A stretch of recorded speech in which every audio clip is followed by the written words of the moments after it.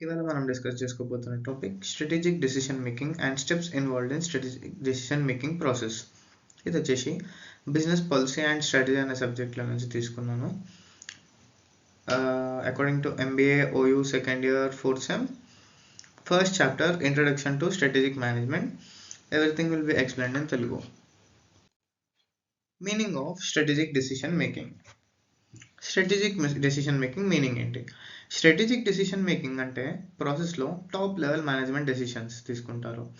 ఈ decisions long term impact ఉంటాయి, non రిపిటేటివ్గా ఉంటాయి, యూజువల్లీ అవి ఎక్స్పెన్సివ్ మరియు రిస్కీగా ఉంటాయి బికాస్ అన్సర్టన్గా ఉంటాయి. ఇవి ఫ్యూచర్ ప్రాఫిట్స్ మరియు సక్సెస్ కోసం డెసిషన్స్ తీసుకుంటారు.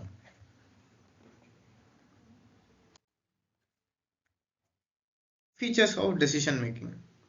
ఫస్ట్ పాయింట్, టాప్ మరియు మిడిల్ లెవెల్ మేనేజర్స్ తీసుకుంటారు. Second point, long term objectives achieve చేయడానికి తీసుకుంటారు. థర్డ్ పాయింట్, ప్రొడక్టివిటీ పెంచడానికి మరియు కాస్ట్ టైం తగ్గించడానికి తీసుకుంటారు.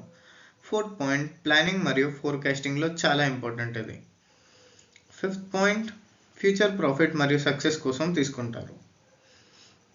సిక్స్త్ పాయింట్, కాంపిటేటివ్ అడ్వాంటేజ్ కోసం న్యూ పాలసీస్ మరియు టెక్నాలజీస్ ఇంప్లిమెంట్ చేస్తారు కాంపిటీటర్స్ ముందు.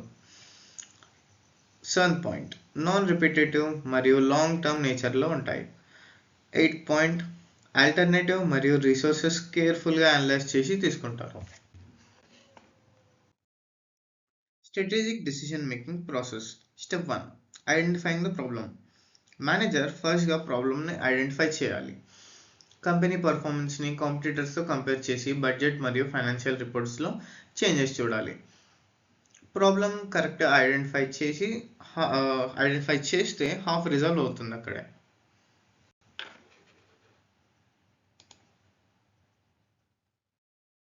Step 2, డయాగ్నైజింగ్ the problem. ఐడెంటిఫై చేయడం ఒకటి, డయాగ్నైజ్ చేయడం ఒకటి. పేషెంట్కి డిసీజ్ ఉంది అని తెలుస్తుంది, కానీ డాక్టర్ ఎగ్జాక్ట్గా డయాగ్నైజ్ చేస్తాడు. అలాగే మేనేజర్ ఎగ్జాక్ట్గా ప్రాబ్లం కాజ్ మరియు రెమెడీ తీసుకోవాలి. Step 3, collecting the appropriate information. Different departments నుండి ఇన్ఫర్మేషన్ కలెక్ట్ చేయాలి.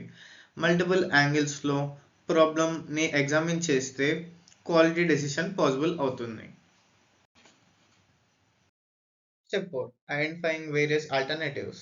ఇన్ఫర్మేషన్ కలెక్ట్ చేశాక మల్టిపుల్ ఆల్టర్నేటివ్స్ అనేది ఐడెంటిఫై చేయాలి.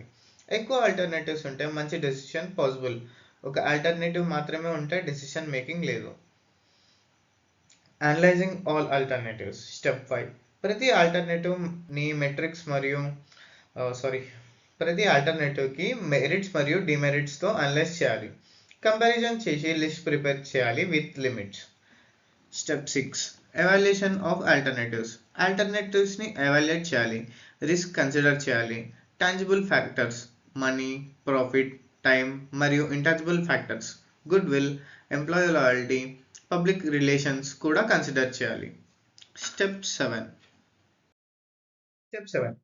Selecting the best alternative. Best alternative select చేయాలి. మేనేజర్స్ మోస్ట్లీ 3 అప్రోచెస్ యూస్ చేస్తారు.